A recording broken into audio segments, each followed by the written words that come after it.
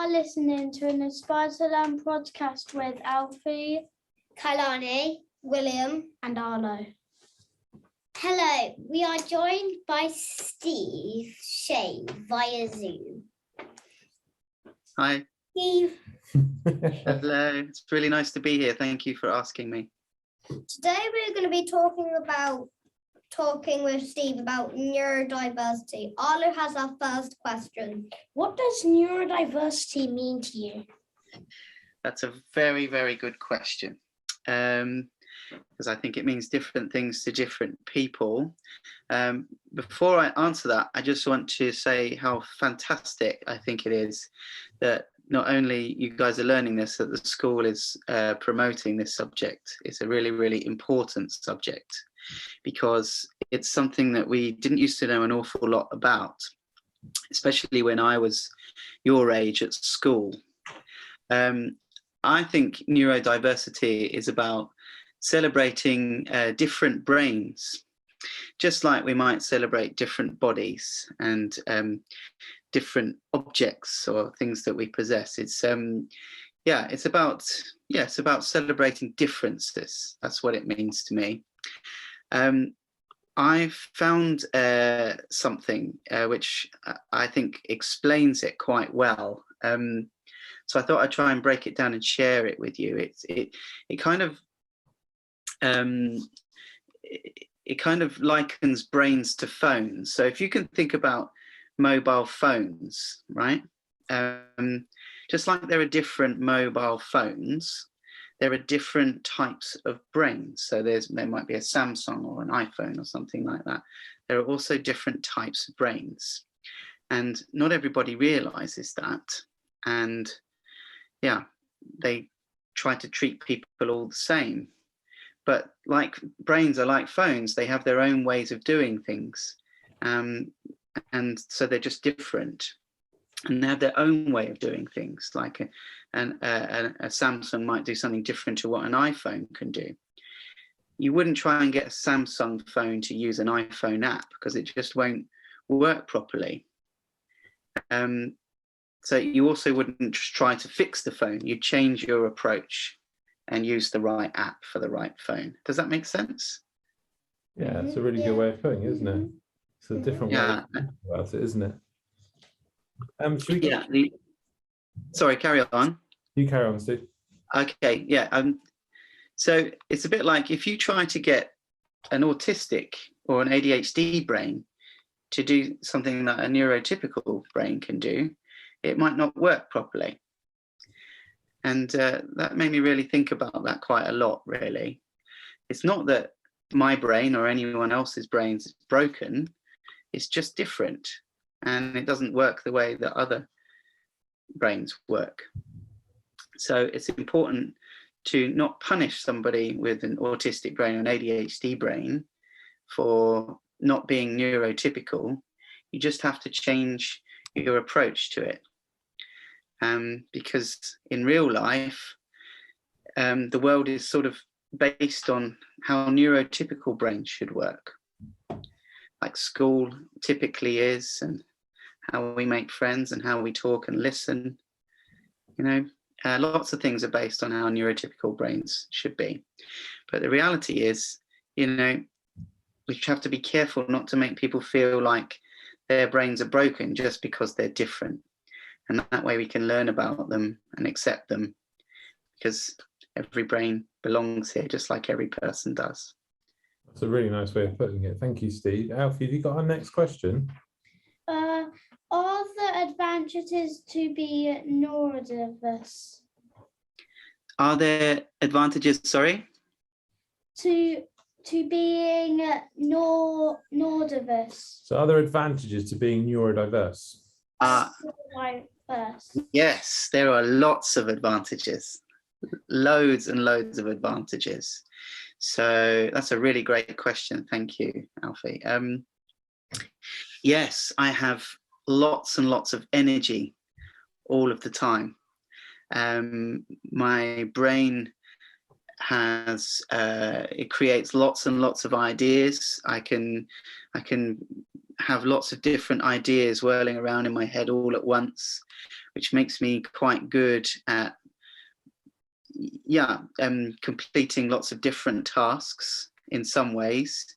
I can also get very, very passionate and excitable about things, which I'm told is quite fun to be around if I'm in a certain mood. What else is an advantage to it? I would say those are the main advantages. Yeah, quite driven.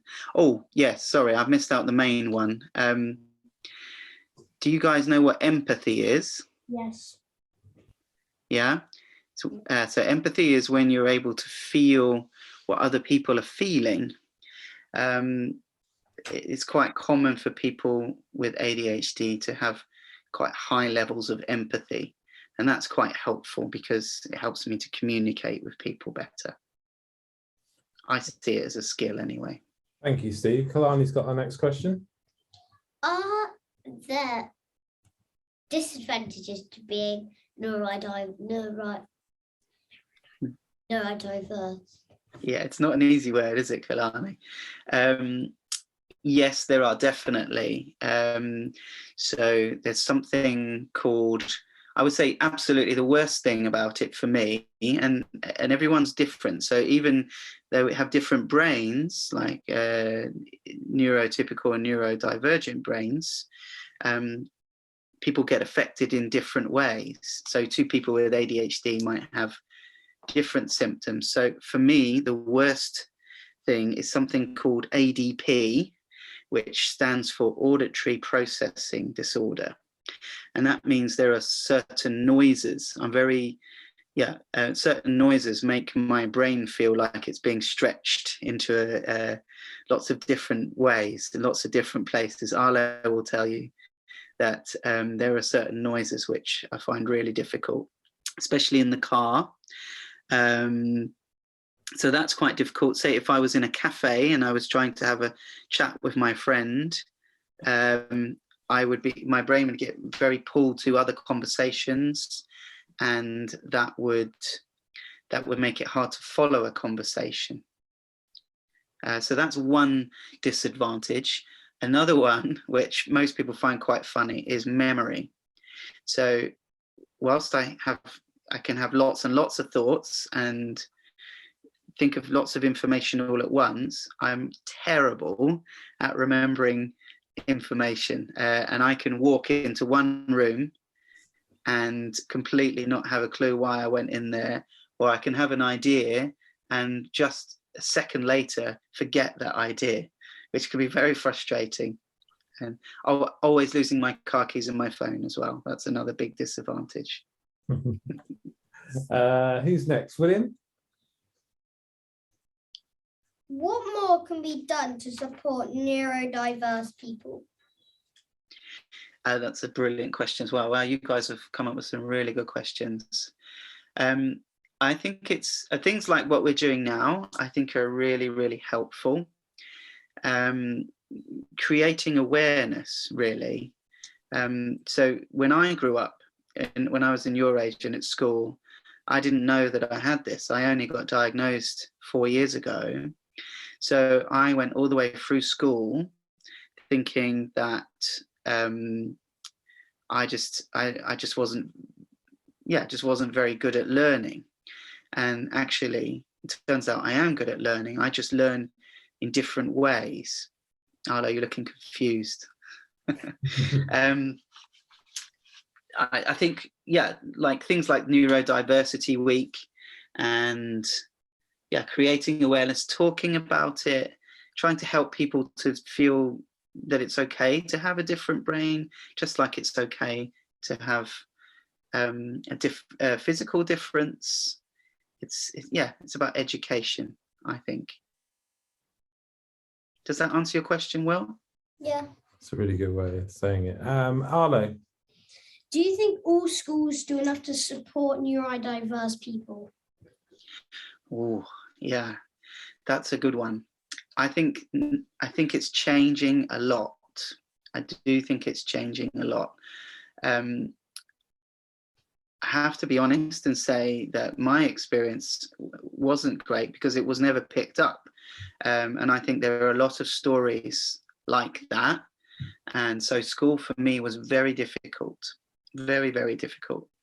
Most of the time I didn't know what was going on and I couldn't learn that way. So I learned through doing rather than being told.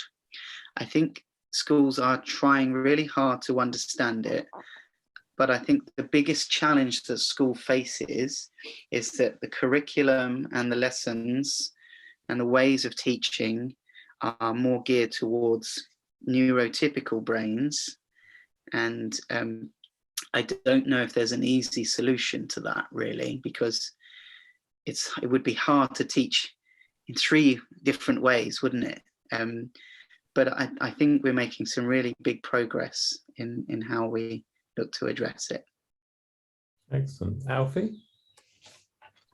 Okay. Finally, is anything else you would like to tell us? Okay, so finally, is there anything else you would like to tell our listeners? Yeah, I actually think that finding out that I had ADHD was one of the best things that could happen. It enabled me, that knowledge and understanding, the education, the reading that I did helped me to understand myself. And I think that that's really important, because if we have a different brain, we have to find a way to learn how to like it and how to appreciate what it does do. If you can do that, if you can accept what it does do and accept what it doesn't do, then not expecting it to do things that it can't, and I can celebrate the things that it can do. Excellent. I think that's something we should all do, isn't it? Celebrate our own uniqueness and celebrate how each and every single one of us has our own strengths as well. Kalani. Steve, thank you for joining us today and sharing your insights. You're very welcome. Stay tuned for more Inspired to Learn podcasts. Bye. Bye. Bye-bye. Thank you. Thank you so much, Steve. We really appreciate you joining us and sharing, like William said there, sharing your like Kalani said, sharing your insights with us. We really appreciate it. You're welcome. I hope it helped.